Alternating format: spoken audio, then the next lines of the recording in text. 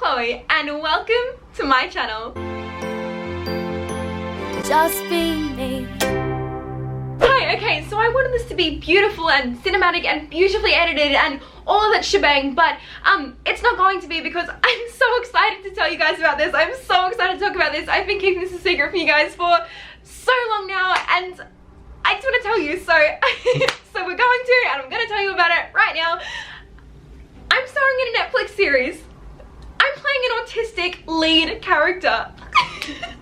Give me a second, your girl's about to hyperventilate. Okay, let's start at the very beginning because it is a very good place to start. When I was a little girl, the only thing that I wanted to do in the entire world was perform. I was also incredibly anxious and selectively mute. Not a very good combination for someone that wanted to be an actress. My mum would often laugh that the only way I could ever be an actor is that I became a French mime. My dad would say, you can't even walk in a straight line. Both of them had very valid points, and yet both of them did absolutely everything that they could within their power to get me into every singing, acting, and dancing class within an hour's drive of me so I could sing, dance, act, and perform to my heart's content. Because in a world where nothing ever made sense, performing did. It started in my home. I would give full-blown dramatic monologues and performances to my teddies and my dog and my cat and my horses and anyone else who wasn't a literal human being that would watch. Eventually, as time passed and as I grew more confident, and with the help of a Princess Anna costume that I got for my 16th birthday, performing to my teddies and my horses turned into performing for crowds.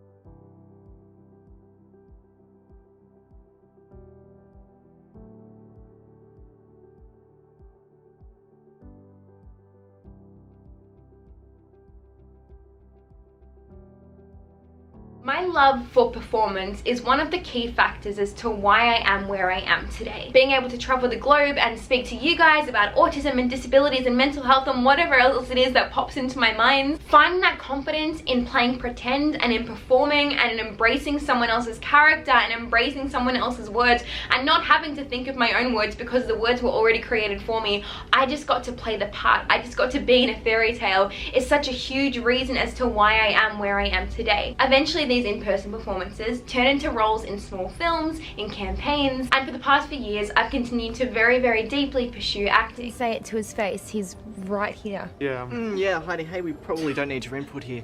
Well, why can't he have a job like yours?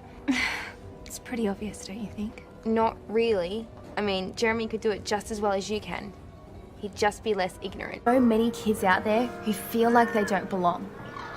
I was one of them. You can always create a world that works for you. Rack off, you mole! Despite knowing that the film industry is one of the most exclusive industries for disabled people, especially if you're autistic. But it was the only thing I ever wanted. One night this year, on the 21st of March 2021, I was in a tiny town on the border of New South Wales and Victoria, performing for the first time after COVID. I was doing a late night interstate motivational talk, and I received dozens of missed calls from my acting agent. These calls would change my life forever. Since December the year prior, I had been auditioning for a little show called Heartbreak High, a reboot of the international cult classic. From my first audition in December, up until that point, I had received dozens of callbacks, countless chemistry reads and meetings and phone calls, but I still had absolutely no idea. I was still convinced that I was never going to get this job. I have had so many failed auditions prior to this where I was in the bottom 2 for things, where I'd flown interstate for things, and I never got the job. So I assumed this was going to be something of a similar nature. I mean, a Netflix series? Me? In this economy? Please. Alas, at 9:30 p.m, 3 months after my original audition, I stepped off the stage to have a look at my phone and saw multiple missed calls from my agent. Hesitantly, I took my phone and I called him back, wondering what on earth he was doing calling me this late on a Friday night. And I heard the words, "I have news for you. Are you sitting down?"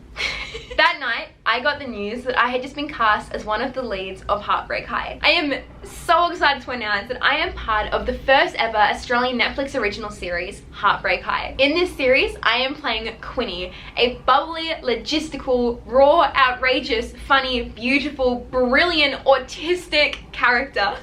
Not autistic coded, not quirky coded, not how I'm going to claim this character as my own because the only representation that we actually have is from able-bodied white men who aren't actually even autistic themselves and are simply portraying an autistic character completely horrendously, but an actually, honestly, true blue, autistic character. This is only the second time in history that we have ever seen an autistic person playing an autistic person. And the first Australian autistic actress in mainstream media, point blank.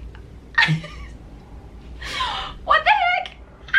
Quinny is, I'm gonna cry. I said that like I haven't been crying multiple times a day for the past few weeks, but I'm so excited about this. This is everything that I have ever wanted, both as an actor but also just as a little girl that grew up autistic, never seeing any representation. Quinny is everything that I am in Chloe, and she is everything that I needed as a child growing up, never seeing myself represented in media. She is everything that I needed, and she is everything that young autistic teenagers need right now and have never had, and now because of Quinny and because of Heartbreak High are going to have. Heartbreak High is everything that we have been waiting for in a TV show. It tackles issues that other shows don't. It showcases diversity and rawness and realness and honesty and just true blue Australianness. If you guys haven't seen the original series from the 90s, I highly recommend that you guys go and see that. It is currently streaming on Netflix now. The cast of this is incredible. I have met the most beautiful people. I am working with the most beautiful people. I have cried over the fact that I'm working with Rachel House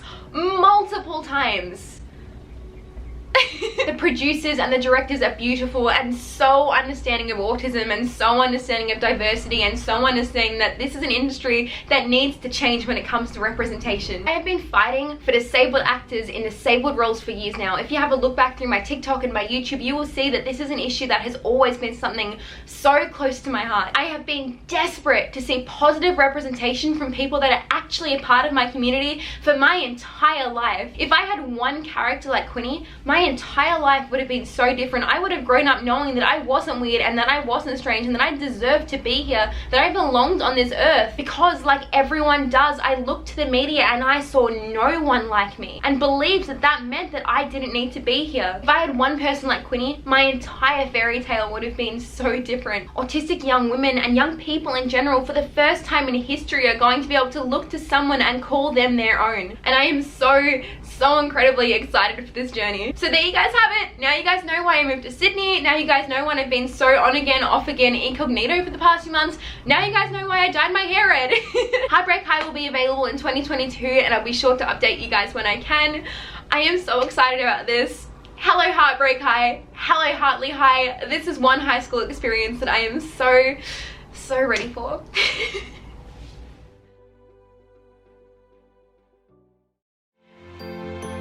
Just be me.